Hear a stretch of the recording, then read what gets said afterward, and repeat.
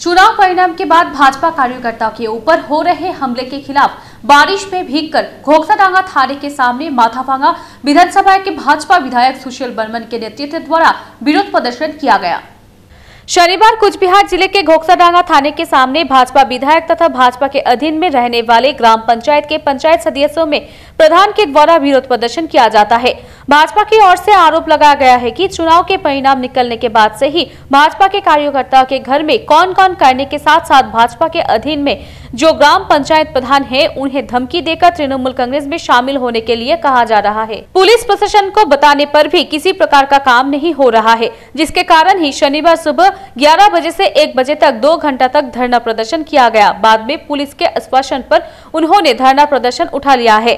माथाभांगा विधानसभा के भाजपा विधायक सुशील बर्मन ने कहा कि चुनाव के परिणाम निकलने के बाद ही भाजपा के कार्यकर्ताओं के ऊपर पूरी तरह से अत्याचार चलाया जा रहा है। तृणमूल कांग्रेस चुनाव जीतने के बाद यही सब करती है।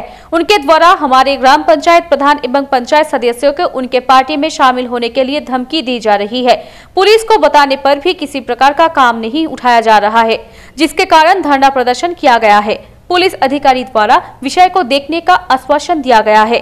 अगर आगे फिर इस प्रकार की गुंडागिरी नहीं बंद होती है तो आने वाले दिन में जिला अधिकारी दफ्तर के सामने विरोध प्रदर्शन धरना देते हुए आंदोलन की जाएगी। पुलिस के दाड़िये रेखे तृणमूल कांग्रेस बीजेपी पंचायतेर बाड़ीते बाड़ीते हुमकी बंद करते होबे। আপনারা সবাই জানেন পশ্চিমবাংলা একটা মানে ভায়োলেন্সের আতরঘর। যে কোনো ভোট জিতলেই মানুষের উপর অত্যাচার করে। ওরা মানুষের রায় নিয়ে জিতেছে, ভালো কথা। দিকে দিকে বিজেপি কর্মীদের বাড়িঘর ভাঙচুর, ফুলবাড়িতে আমার পার্টি অফিস ভাঙচুর, পার্টি অফিস ভেঙে তারপর দিন মণ্ডল সভাপতির মাথা ফাটিয়ে দিয়ে আমাদের পঞ্চায়েতের স্বামী এবং বিভিন্ন কর্মীদের নামে মিথ্যা কেস দিয়ে আমাদের প্রশান্ত বর্মনের মাথা ফাটি দিয়ে আমাদের নামে মিথ্যা কেস দিয়ে বাড়ি ছাড়া করতেছে। পুলিশ বাড়ি বাড়ি যাচ্ছে, বাড়িতে বাড়িতে গিয়ে হুমকি দিচ্ছে। আগে তৃণমূলের নেতারা পঞ্চায়েতের বাড়িতে ঢুকে হুমকি দিচ্ছে।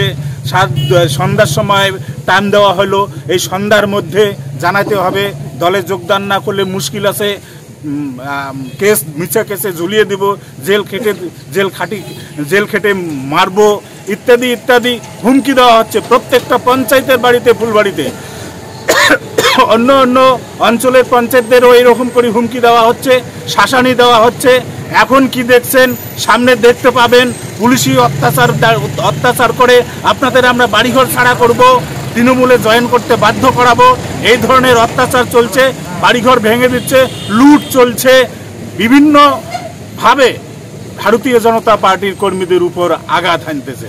এরই প্রতিবাদে আজকে আমরা থানার সামনে, এনারাই তো শান্তি রক্ষা করবেন, এনাদের কাছেই তো মানুষের আশা ভরসা, মানুষের এই আইনের আশ্রয় নিয়ে তো বেঁচে থাকবে, এটাই তো গণতন্ত্র। এদের কাছে আমরা আবেদন রাখার জন্য আসছি।